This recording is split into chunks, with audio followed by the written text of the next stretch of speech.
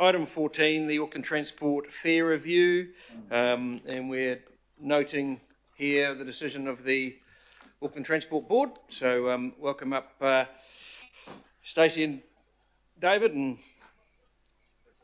Richard. Welcome.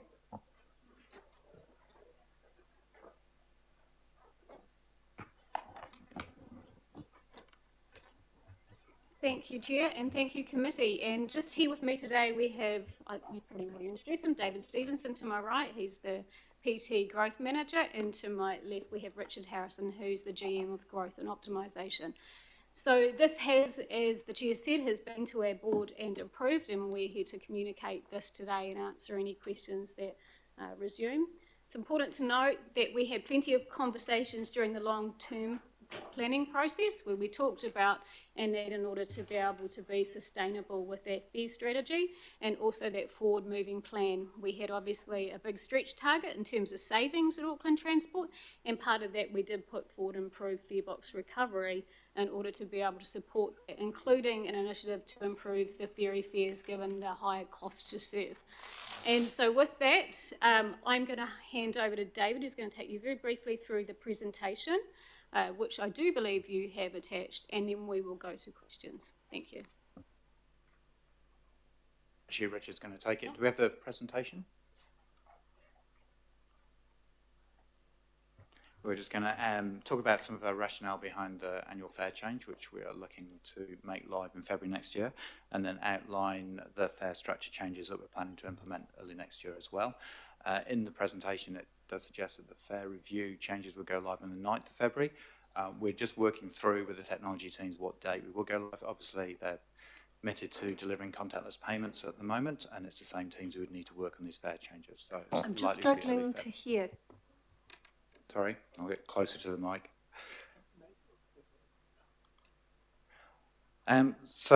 We review our fares every year. We did make a change earlier this year after the age-based concessions were removed. But for the previous 2 years during COVID, we didn't change fares at all. That was the right thing to do through COVID to support people. And in that time, our operating costs increased massively, and simply put, we're playing catch-up. Fares haven't kept pace with our rising costs. But in reviewing our fares, we're of course looking for a balance. We've heard a clear steer that we need to seek to achieve a higher fare box recovery ratio, the portion of our operating costs that is user pays, as opposed to council or NZTA funding. Of course, our council customers want value for money, and we're always thinking about how we balance attracting new customers with balancing our budget. The NZTA set an index rate for our bus and ferry costs, and that was at 4.9% for the last financial year. We are proposing an increase slightly higher than that, which is part of us catching up. And then move on to the fare structure review. The fare structure review is not about increasing revenue. In fact, we've tried to make structural changes as close to neutral as possible when we're considering that. It's really about making our fares simpler and easier for our customers to understand, and future-proofing as Auckland grows, particularly as Auckland grows at the edges of the city, how we support people who are travelling further. We commissioned an independent review through LEK, who are renowned experts in public transport fares and pricing. And one of the most interesting insights for me was that they showed, compared to 44 cities around the world, we perform really well in short-term fares. We're near the top in that ranking in terms of the affordability and the value for money of our short-term fares. But our long fares, longer trips, we index really poorly. We were down at the bottom of that. And so the changes we're working through now are really about addressing the inequity of people who have to travel further, particularly as the city expands. This is a summary of the criteria that we gave to LEK, and it's just showing that balance between considering our obligation to get a good fare box recovery ratio, but also with a customer understanding of value for money and addressing social inequities. So the 7 recommendations that we got from LEK are here. That's the first 4 that we've highlighted in red are the ones that we are moving forward with at this moment. The others we're just showing for transparency. This is where we may have a conversation in the next year of what we would choose to implement. So At the moment, what we're looking to do is consolidate the 14 fare zones down to 9. That means people who are travelling further will travel through fewer zones. Linked to that, we are introducing a maximum fare of 4 zones. So even people who travel further than that will still only be charged at 4 zones. So that marries nicely with the $50 7-day fare cap we recently introduced, and it's giving price certainty to our customers.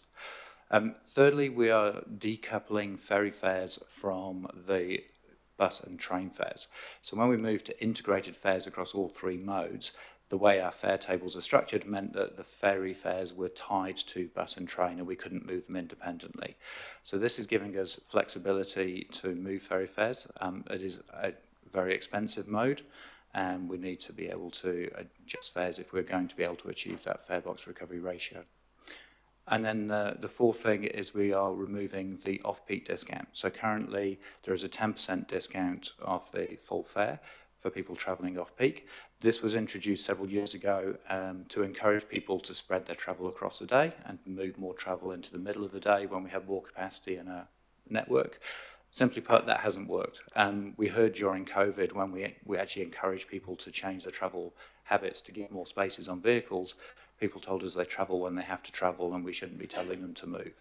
So this is about having fairer fares across the day. People travel when they need to travel, and therefore they should all pay the same fare.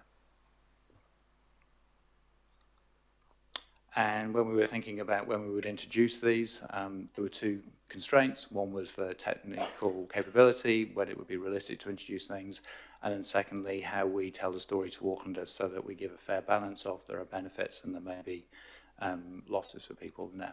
So we've come up with this roadmap. We're working now on package 1A, which is those first 4 changes, and then we would seek to do the other 3 changes after we've embedded these ones. So this is a view of the zone consolidation. So we're going from 14 zones down to 9. So there's 3 new areas ringed in red there. A northern zone, that would mean somebody travelling from Whangaparoa into the city would now have a 3-zone trip rather than 4-zone trip. And then 2 zones, that's a kind of southern and eastern combination, and then Franklin and Manukau South combined. So that means when Pukekohe rail station is open, a rail trip will be 4 zones into the city rather than 5. And an example of the fare table changes. So on the left is our current fare table, and that's not all our fares, because you then overlay a 10% discount for an off-peak trip, and we've been moving to more like the fare table on the right. So this is using the current fares in both tables. It's not reflecting the annual fare increase. But you can see on the right, it's much simpler and easier for our customers to understand what they would be paying, including up to, it's only a 4-zone maximum. And then the inner, mid and outer harbour ferry fares are down at the bottom. They're now decoupled and they're now in separate zones, which allows us to move those independently. And the waterfall is just showing the overall revenue impact of both the fare changes and all of the fare structure changes that we are proposing. So the green box is the package that we are implementing early next year, and then the yellow box are the changes that we may make in the future. That's all. Thank you. Thank you. Okay, questions? Start with Leslie. Yeah, thanks. I hope this is not a surprise to you. But look, given our ongoing drive to get people onto public transport and that the quarterly report shows boardings are slightly below targets, petrol prices are slowly declining, have you undertaken economic analysis about the impact of the rising fares on patronage? Or is the demand for public transport regarded as relatively inelastic? In other words, fares are not a major influence on the number of passengers. Yes, thank you. We have. Public transport is seen to be relatively inelastic. People still travel. The projected impact on boardings is about 1 million annual boardings. We've had something like an 8 or 9 million boarding increase in the last year, and patronage is continuing to grow. So we do project there will be a slight reduction as a result of this. Okay, John. I've got a couple of questions. Can you go back a couple of slides there where you showed the ferry fares, which seem to be different from what's in the attachment? Yeah, you're down the bottom. So sorry, that's fare type outer harbour. What, any adult, any time peak? So what is it, are you saying that's, hop is going to be $12.70? Is that going to be the fare for the outer harbour now is $12.70? Because it's $13.20 in attachment A. So attachment A has got the accurate fare changes. That what slide was just put in there to illustrate the difference from a customer point of view between the old table and the new one. So that table's not updated. Okay, so the attachment A is the one. Yep. All right. Okay, so I just want to point out what I see to be a couple of the contradictions here. So we acknowledge that our long distance fares benchmark poorly as opposed to the low cost ones. In fact, we're 33 out of 44 cities, so that's not great. Yet when we get to, and I'm thinking particularly of the outer harbour ferries here, when we get to that, which are already high in a dollar value, we're going to push them up. So they're going to go up even further, and we get to some pretty big sums then, don't we? So even if we take that monthly pass, it's going up $40. That's over $5,000 a year, $5,280 a year. So we're getting up into some pretty big sums of money for the type of travel we know we don't perform well in. We're one of the lowest performers. Whereas for the shorter ones, we have a whole lot of fare concessions going out now. The $50 cap for people on buses and trains. Yet when it comes to the ferry mode, that seems to get hit harder. So I guess where is the sense of making the network work well price-wise for the wider region, given that people they do have to live in further out places? At what point then does it become prohibitive, particularly in respect of the example I gave you? Thank you, Councillor. Look, I absolutely understand your perspective on that. During the long-term plan process, we did make a commitment in order to try and get ferry fares to be more sustainable and equitable to the cost that it actually is subsidised at. So ferry is disadvantaged from a higher running cost perspective. Therefore, the fare in terms of fare box recovery is considerably lower in proportion to the other modes. So we do need to make an effort in order to provide a more equitable, what I would call coverage from a fare cost perspective. It still does not make it commensurate with that of a bus fare from a payment perspective in terms of public subsidy. The alternate, I guess, when I look at it from an outer harbour fares, is that the bus journey is cheaper than what they're paying today under the new table.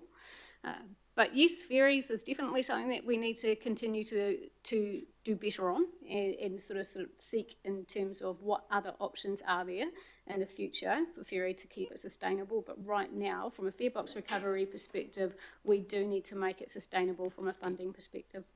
So that from that comparison, so that's operating cost. Does the comparison does it take in capital costs too? Like so for instance, if ferries run on water and have a terminal at either end, trains which don't appear to be looking too good in the per customer average publicly funded portion at 0.37, we're adding on 5.4 billion for the city rail link, and the units cost more. We have a lot more of them. So is it a true comparison of the overall cost, or is it just the operating costs we're looking at here? Thank you, Councillor. You're absolutely correct. It is on operating costs. So when we actually look at true costs, you're right, we have a free highway in terms of the harbour. But from how we have to report from a governance perspective, we need to follow what is put out for us by NZTA. Thanks. I appreciate that confirmation, Stacey. But I guess if we're talking about real cost, then, and we are talking ultimately about real cost, because we fund the capital works to, 49% or 51%, whatever it is, then it can become a bit skewed, and it does become skewed in this instance. So I'll take that as a given, but beyond that, if I go to some, and it's tied in to some of the fare offerings or concession card offerings. I had a letter a little while ago from a father whose son is a university student, and nearly 40% of his travel costs are going. 40% of his student loan allowance a week is going on travel costs, and so he's travelling by the ferry. There is no $50 cap. There is no tertiary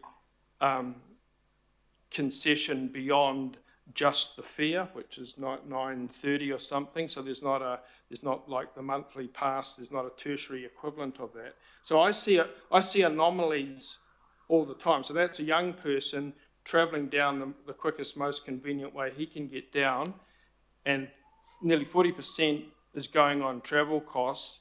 But if he was taking a bus, taking twice as long, or he'd be on the $50 cap. So a huge change. So do we look at anomalies as they might affect people? I mean, in this case, it's quite a identifiable cohort. That's young tertiary students. Yes, we do, and we understand that there's obviously, it's not a one-size-fits-all approach.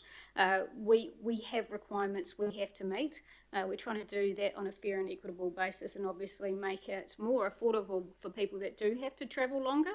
That doesn't necessarily mean we can make ferries the same cost as a bus, as the case may be. Yeah, okay, I understand that. Okay, final question, Mr. Chair, and again it goes to looking at other ways of doing things. I noticed we're taking away our off-peak 10% reduction.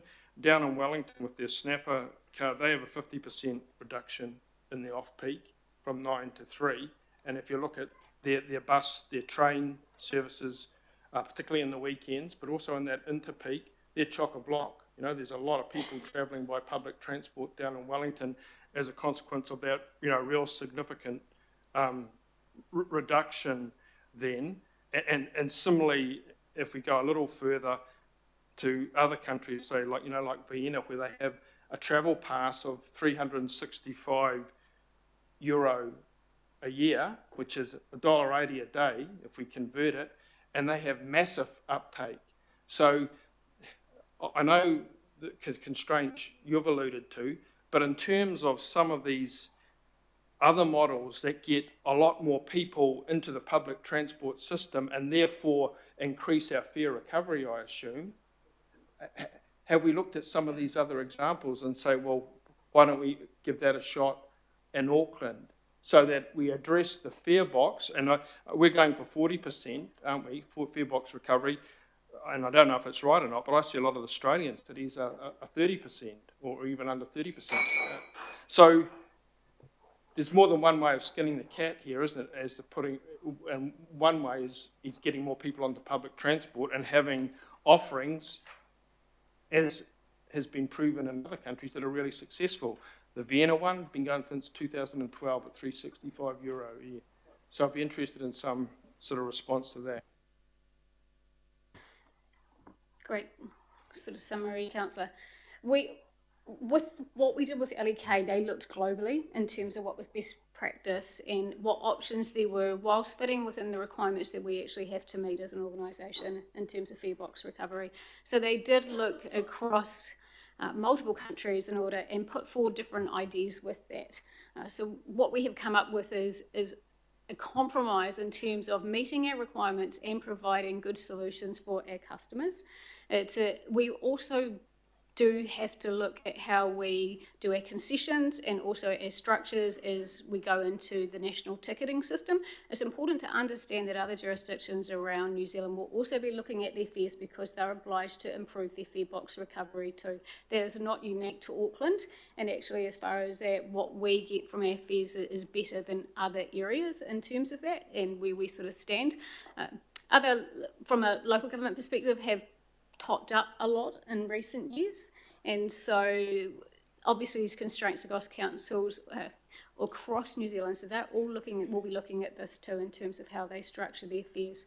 You're right, the more people we get on public transport, the more cost effective it is, yeah, and so that is ultimately the goal, yeah, to get more people on public transport by looking at what we can do from a concession perspective as well as our caps, is obviously we've been looking very closely at and put measures in place.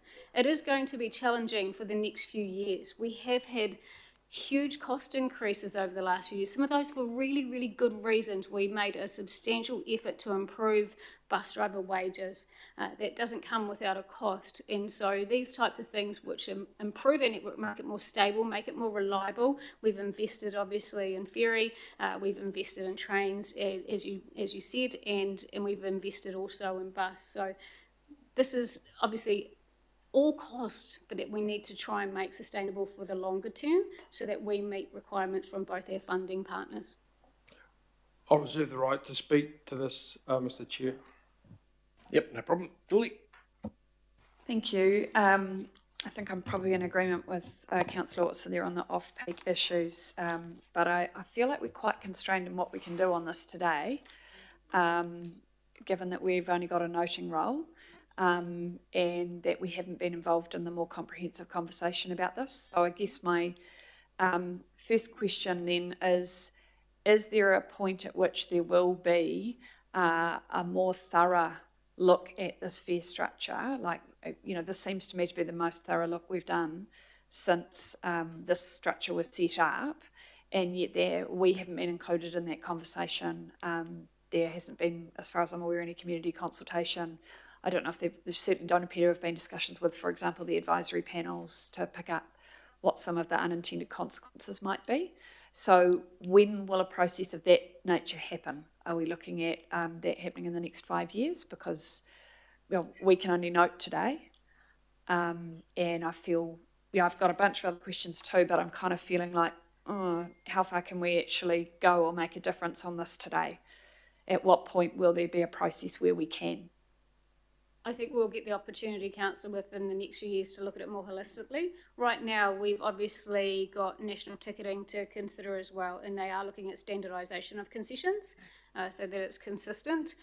Thereafter, once we understand what the parameters of the system are and actually where we are at a fare box recovery ratio, another big lever that we're looking at and we want to do more work on is what I'll call ancillary revenue. So what other revenue we can get to supplement public transport that's non-fare revenue. So that's going to be a big focus for us in the next coming years. I believe there's good opportunities there, depending on how we want to go and how we work with others to be able to achieve that. That'll give us more options. Yeah, and acknowledging CRL will be coming online too, which will make some significant changes to how people move. Okay, it will be really helpful in a future, I don't know, a memo or maybe one of the quarterly updates to get a sense of what the timeline on that will be. Because I think that we will need that to reassure our communities. Actually, this is an interim step. There's going to be a thorough review at some point in the next few years, is what I'm hoping. So, The other questions I had, so I suspect Councillor Lee is probably going to ask about Waiheke. Are you on the list to ask about Waiheke? Because I might, otherwise I am on the list for that, yeah. I'm just happy to... Waiheke. What about Waiheke? That's what I was doing. I was just checking that you were going to cover that. Yeah, I thought I was doing the polite thing actually, Mike, and checking rather than just going ahead and asking. Oh, come on, Lee. Councillor Lee. Yes, I'll try and keep my question as succinct as possible. We've got a few people in front of you, and so hold your thoughts, and we'll be back if there's a couple of people in front of you. Oh, sorry. That's right. Yeah, I guess I'm just a bit frustrated because we had a conversation at the start of this meeting about how we weren't going to be dicks to each other, and I feel like we kind of are being dicks to each other at the moment. Sorry to use the D word, maybe I should have said eggs. Okay, I will ask my next question though, but I'm pretty disappointed, Chair. Was there consideration of lining up increases with parking with this? Because that's the, when we're talking about, we've got some comparisons there to the cost of, I can't remember what it was, sorry.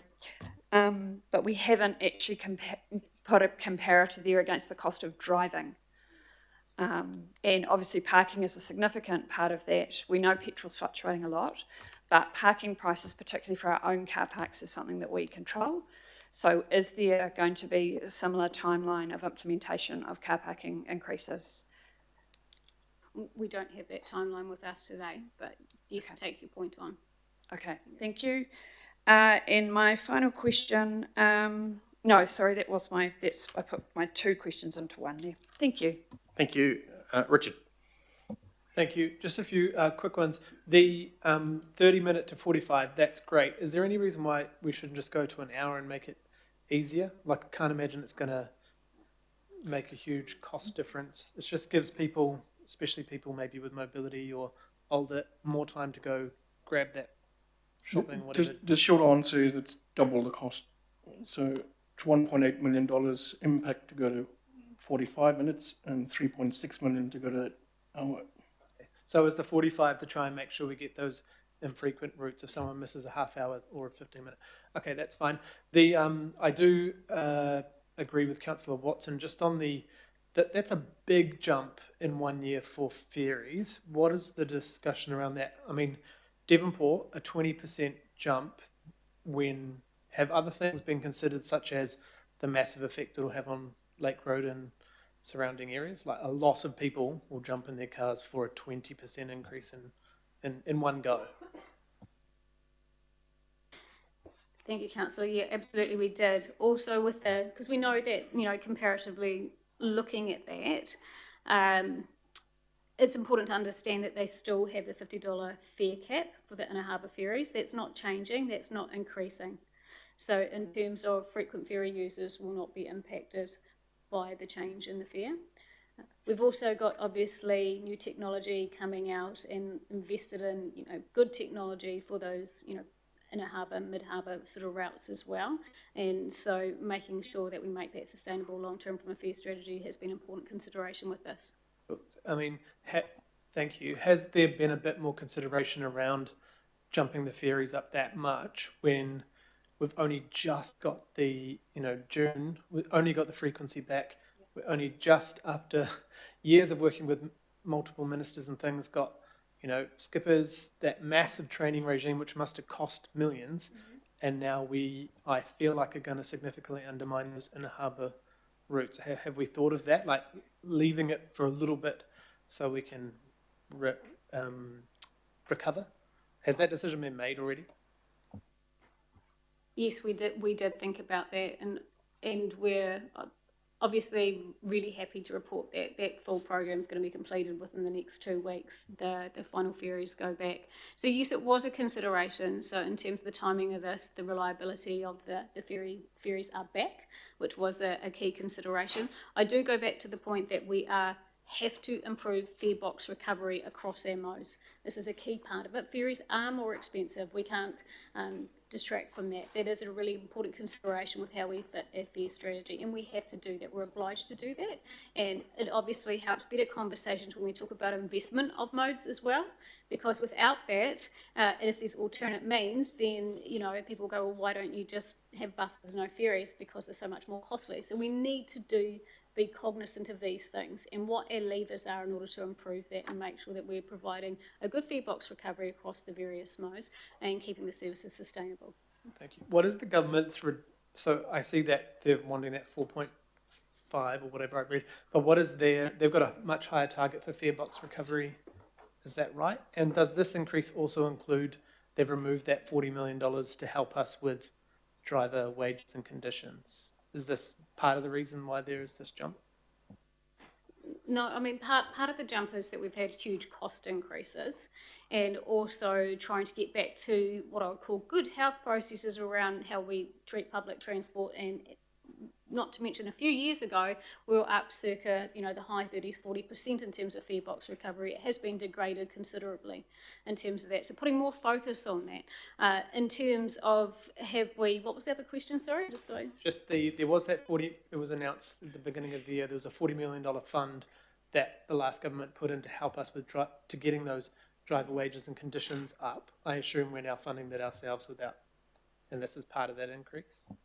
It's funded in the normal funding cycles like the rest of public transport, so it's built in, it hasn't been taken away in terms of that. Yeah.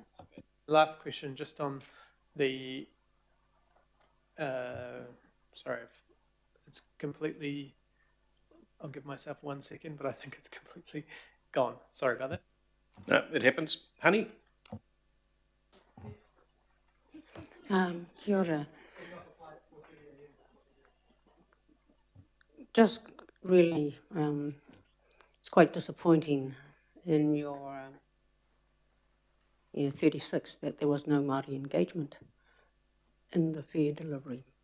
And I'm not quite sure what it says in the plan, the ka tipu kawana plan, but it just really just disappoints me that I'm sitting here looking for Māori outcome and there was no engagement.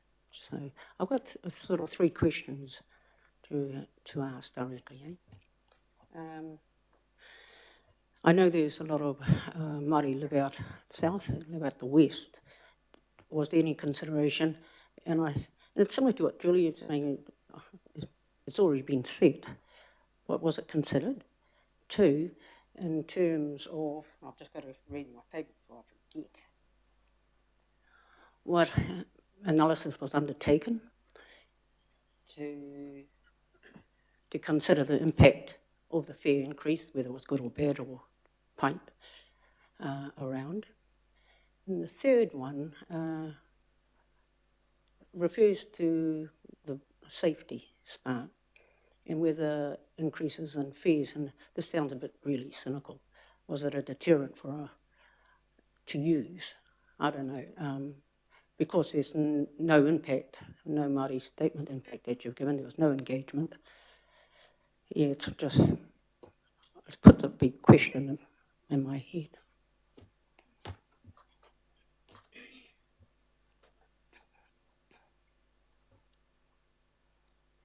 Thank you for your questions. I mean, firstly, in terms of consideration for customers in the south and the west, part of the strategy is consolidating those fare zones. So it does actually makes it more cost effective to travel longer distances, because the further out you were in terms of the options, it did equate to, obviously, we didn't score very highly in terms of our fare strategy in comparison to other jurisdictions globally.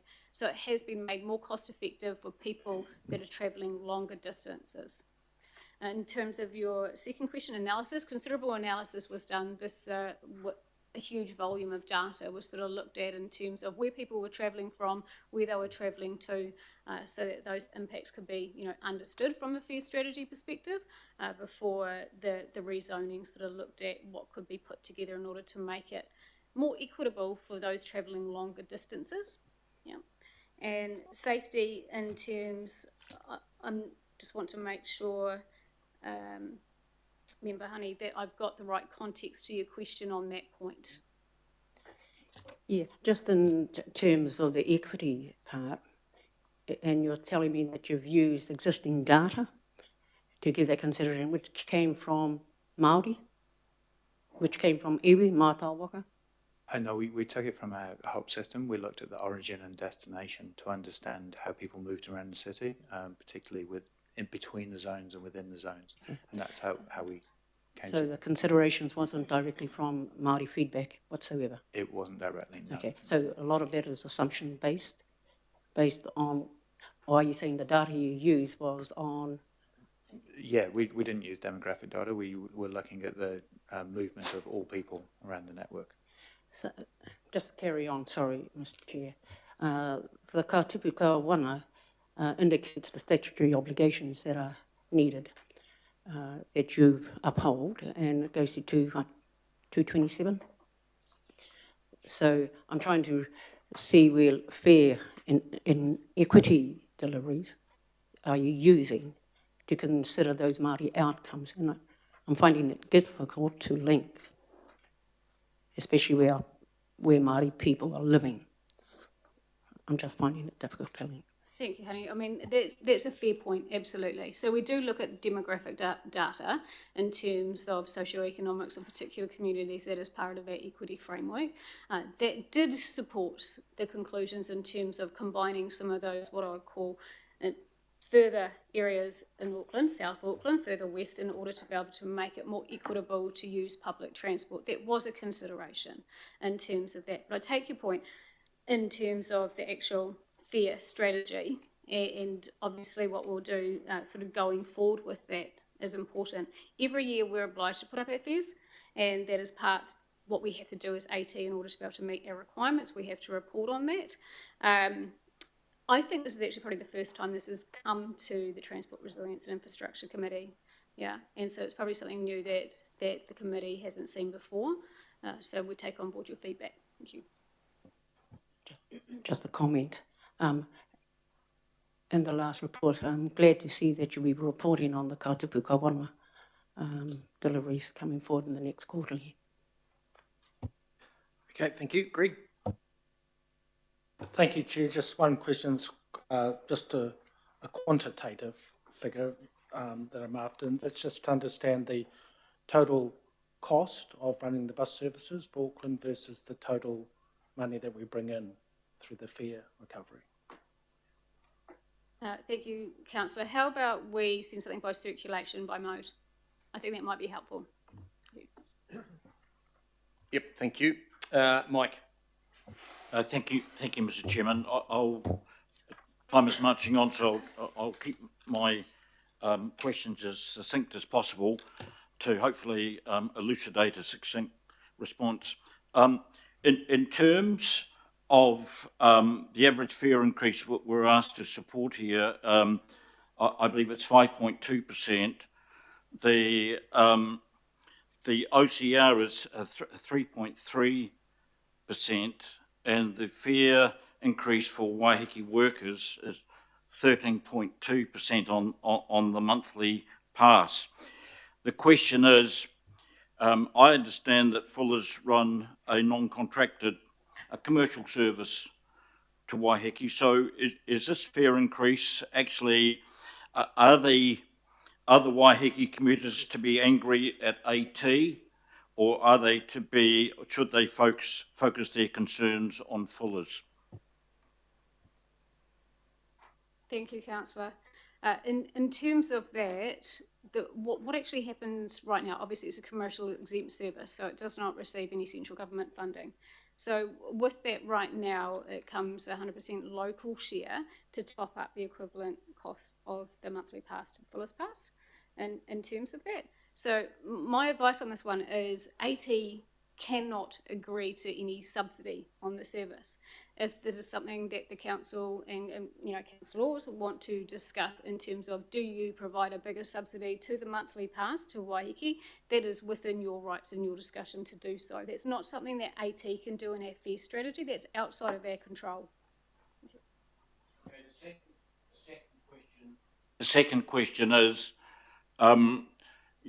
you say in your report that benchmarking shows that Auckland continues to offer relatively low-cost short-distance fares, ranking well against peers at 7th place overall for affordability, and longer distance it's down to 33rd place. Now, in terms of the 7th place, what are the 6 jurisdictions ahead of Auckland? Do we know that? I could definitely send the benchmarking through to you. I don't have them off the top of my head. Wellington is up there. We've been 3rd place for a number of years. This year we slipped down to 7th, but the 4th, 5th, 6th, and 7th places are all very close to each other. Could you send me that information, please? Thank you. That'll save time. Thanks, Mark. Christine? No, my question is asked. Okay, any further questions on this? I remember my question, Chair, briefly. Just the, to Councillor Watson's question, the Wellington, I think they're funding it out of rates, $24 million a year to fund that 50%. Would be good if we could have some figures for future budgets on what that might take for us to do similar. Like, we are complaining at you that actually some of us had to fight to keep that 10 million to not cut but services at all. And I know, Stacey, you were working quite hard to try and find that money. If we want to fund these 50% fares, we have to do it through rates, and it will, I imagine, 24 times Auckland is maybe 100 million or something. Yep. Okay. Okay, Greg, you just want to drop you? Thanks, mate. Okay, no more questions. Thank you. If you want to step back, I think John wants to make comment. Okay, thanks. Oh, yeah. Oh, sorry, John. And we'll just move into that. So, in consultation with Councillor Lee, we've just added a chair's rec at the bottom that I think he's happy to move, and someone, if they want to second it, for Auckland Transport to continue to work, and so Christine will second that. So, right, John, yours. Yeah. Thanks for that. I just want to make a couple of quick points to reinforce the ones I made earlier, because I think it's important. I understand the constraints AT are operating on. Stacey has made that clear, and not least of which are the obligations we place on them through the statement of intent. But I think in anything to do with fare reforms and fare reforms that of this magnitude, as it goes to some parts of the public transport network, is pretty important to take a wider view. In the first and most telling instance, as far as just the cost analysis, which, you know, you've got to be careful you don't know the cost of everything and the value of nothing. There are wider implications here, not least of which is obviously the more people on public transport helps the whole network in terms of congestion, including private vehicle operators, safety, climate change goals, and equity. So there is a cost, but there's a big wider cost that doesn't come into this little exercise that AT have to operate under. And it's perhaps useful to look at what other countries do in terms of their fare box recovery. I mentioned the case of Vienna. They have a fare box recovery of nearly 50%. Admittedly, it's reinforced through parking management, a metro tax to employers of €2 per employee a week, and they do have operating subsidies too. But the fundamental driver is getting more people on their public transport. That €365 a year pass, which is barely $1.80 a day, entitles people to use on the metro, trams, buses, suburban trains. We should have something equivalent in Auckland for everything, because people have to front up at the start, pay for a whole year, you've got that income straight out. So I think we can afford to be a lot more adventurous in some of our concessions and trial them and see what happens, because we are now just getting back on an even keel, and I think Councillor Hill's quite rightly referred to the upswing in patronage in some of these, like the ferries. The last thing you want to do is start discouraging people by putting out really expensive fares, because a lot of people are at the tipping point, and there's a kind of psychological component to that.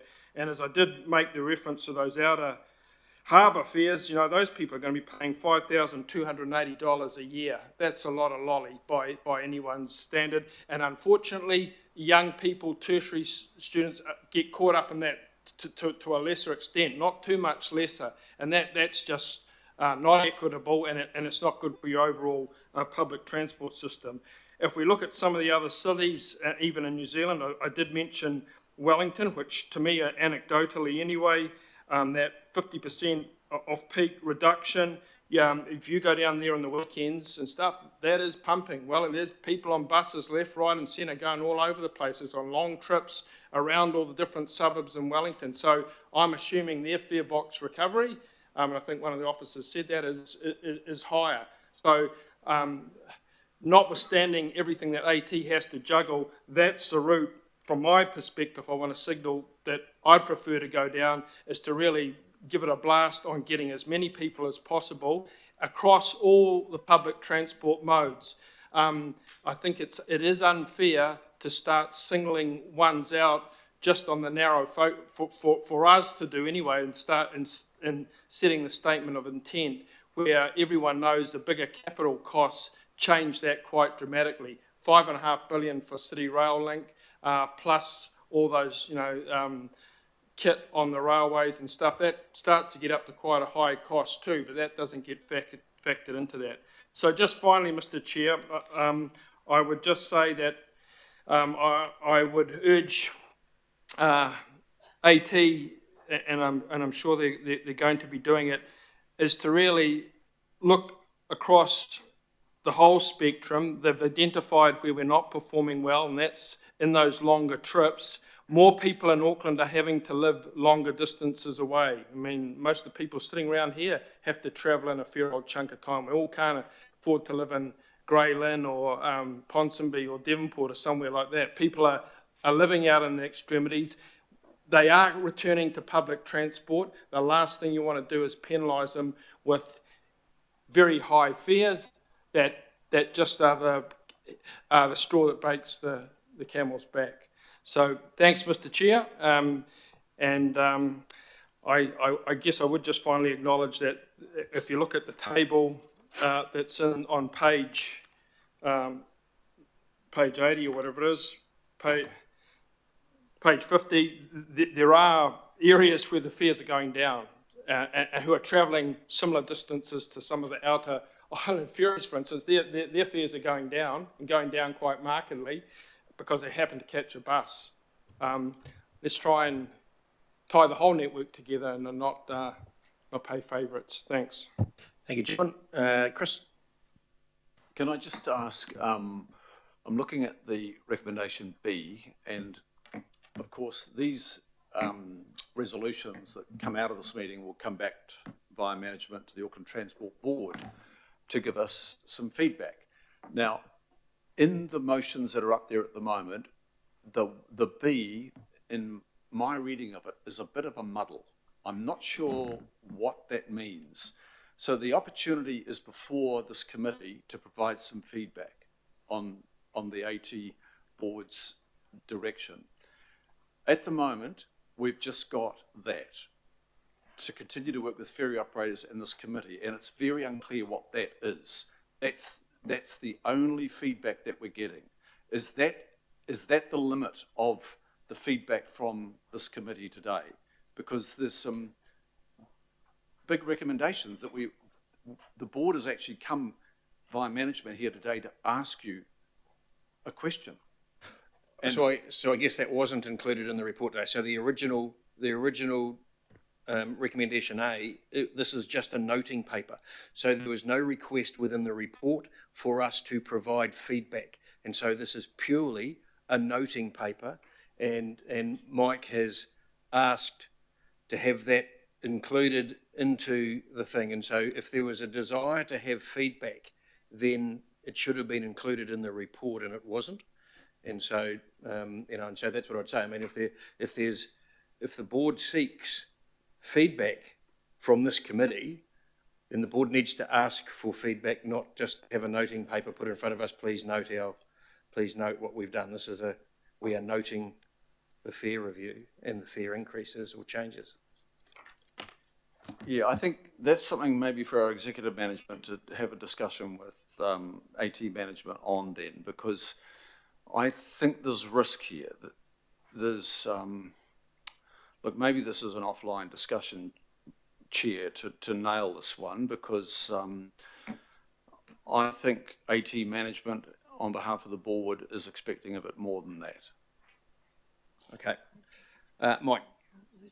Mr. Chairman, that the recommendations, is there another M. Lee in the building? It doesn't sort of feel like something that I would say, but anyway, I thank you for trying to accommodate our concerns, but it's not quite there. So let me say that in terms of this fare increase, regular fare increases and significant ones have been part of Auckland's Auckland Transport approach to PT for many years now. In the report, paragraph 12, it says AT did not review PT fares between 2020 and 2022. Good on them. Keeping them at nil increases as part of our COVID-19 pandemic response, despite significant operating cost increases over the same period. Well, I don't like to be picky, but when I was reappointed to the board of AT in late 2022, the first meeting, you were there, Mr. Chairman, as a fellow director, newly appointed. There was a long discussion on an agenda item regarding equity. And I have to say, I was impressed with the empathy and concerns expressed around the table by directors and management about equity concerns, especially focusing on South Auckland.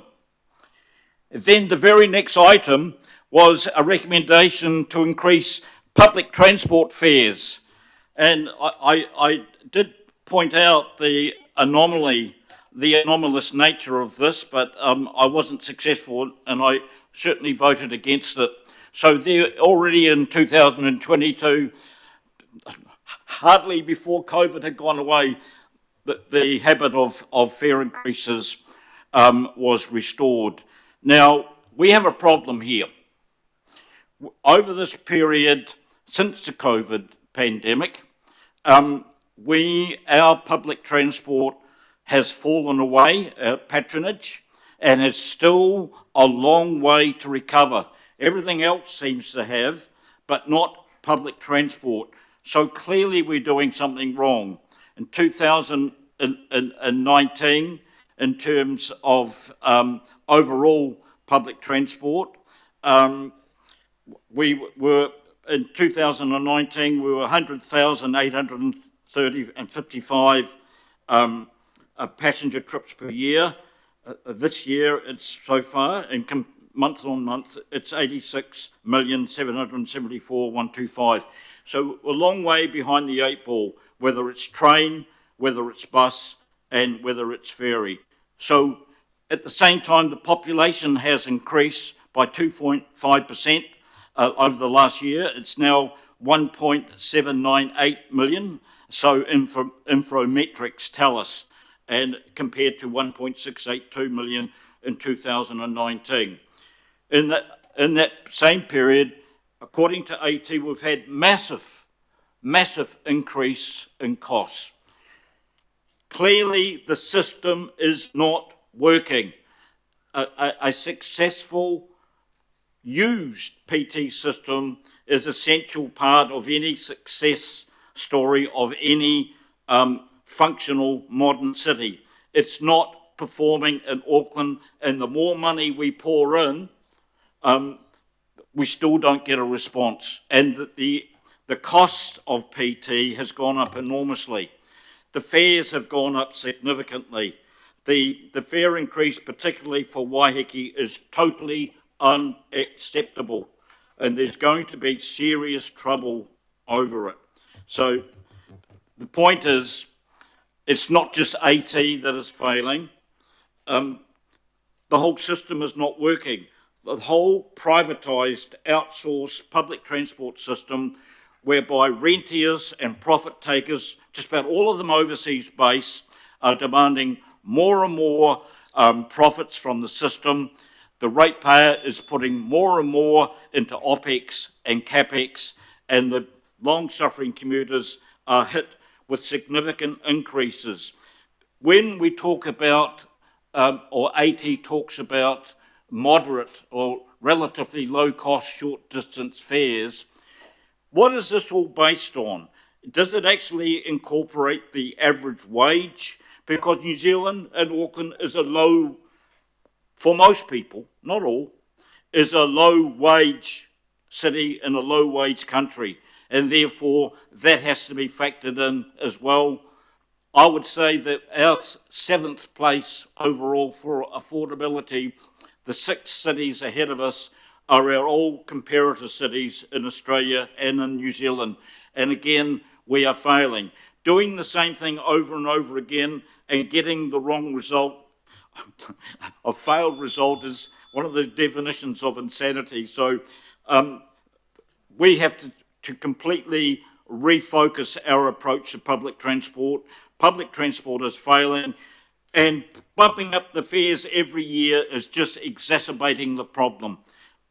This will not work, and there's going to be a public backlash. So with all due respect to the motion that I'm meant to be, the recommendation that I'm moving here, I can't be associated with it, Mr. Chairman. I do not believe in it. I think it's a failing approach. It's the wrong approach. It's totally the opposite approach to what we should be doing if we really want public transport to succeed. And the billions of dollars we are putting into public transport, if it is to succeed, putting up the fares for the users, for the commuters, is not the way to do it. Thank you. So can I take it, Mike, you're withdrawing that, that came from your staff, but you're happy for that to be withdrawn, Christine, who's left? Yes, anyway? please. Just take my name off it, please, Mr. Chair. Thank you. Okay, so we'll just withdraw that second B. And so apparently we've got to move an extension of time. People know my thoughts on that, so Greg's going to do that. Seconder. Thanks, Leslie. Those in favour say aye. And against? Carried. Okay. Okay, that's right. All good. So we'll remove B completely. And Richard.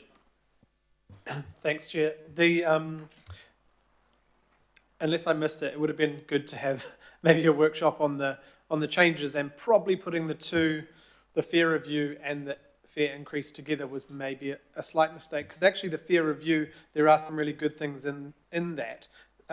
The changes, taking the 30-minute up to 45 is a really good change. It means people do not get charged twice, or they can jump into the shop and grab some things and get back on the bus without being penalised. That's a really good change. To reduce some of those really far distance fares on bus and rail, at least, it is pretty significant change for people living in different parts of the city. That'll make a huge saving for a lot of people. It is about putting our money where the mouth is. Our mouth is, though. There was a $10 million cut to public transport fares, funding in the LTP, or the Mayor's proposal. Myself, Councillor Ferry, a number of others went to the Mayor's office and said, look, we cannot support a budget that does this sort of thing. They worked hard, and we all supported, or many of us supported, to not put that cut in place, because Stacey was clear what that would mean. But our issue is, if we're wanting to do no increases ever, we're going to have to raise the rates another 3 or 4 percentage points to fund it. It's not Auckland Transport who's magically doing that. We required them to cut 150 staff last year. It's not just some sort of magic money tree that things can happen. So, Wellington did have a 20% rates increase, and part of that was making that 50% fare funding pledge. Same with Queensland, 50-cent fares, that's all funded by the state governments, hundreds of millions. We just don't have that when the government cut ours pretty significantly. So it is pretty disappointing to see 20% increases to those inner harbour ferries. I think that's a huge mistake. I understand it's all a balancing act, but that part I just think is a mistake. It cannot jump up that quickly while we're trying to recover ferry. And we do know the issues with rail will hopefully be addressed when QRail gets its act together, and we also have those major infrastructure upgrades completed. That is where the failing is at the moment. Rail, we can see the bus and ferry numbers back, but I do worry that ferries will drop back when you see that massive increase. So, there's good and the bad in this. The fare changes, some of that review is going to be good, but I think that ferry jump up is a mistake. Okay, thank you. So if someone leaves, we lose our quorum. Chris, have you got? Yeah, I asked a question before. I actually, I wear the councillor hat here and the AT hat the other place. So I'd actually like to move by addition that this committee express its concern to the Auckland Transport Board I'll have to find some better words this, regarding the ferry fare increases or the proposed ferry fare increases, and ask Auckland Transport to further review the ferry fare structure. Okay, is there? That is the key point that is being conveyed here from this committee, from Councillor Lee, Councillor Watson, Councillor Hills, maybe some others are thinking of it. Is there a seconder for that? Yep. Thanks, Joe. So we've just got to try and rattle that through.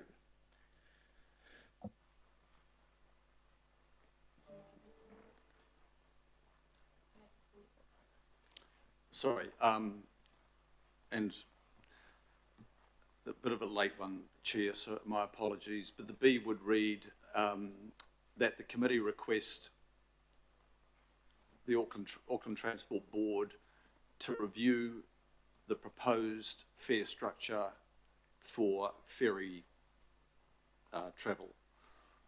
And I think you don't need much more. They get the message. Okay, so while that's been tidied up, any discussion on that, please? So it's been moved and seconded. Any further discussion on that? Chris moved it, Josephine seconded. So A and B, all those in favour say aye, and against carried, and Mike's in a rush. So we're going to hear 15 and 16 together. Someone like to move? Thanks, Richard. Seconded, Josephine. Any discussion? None. Those in favour say aye. And against carried. We have no extraordinary business. Thank you, ladies and gentlemen, for a lovely day.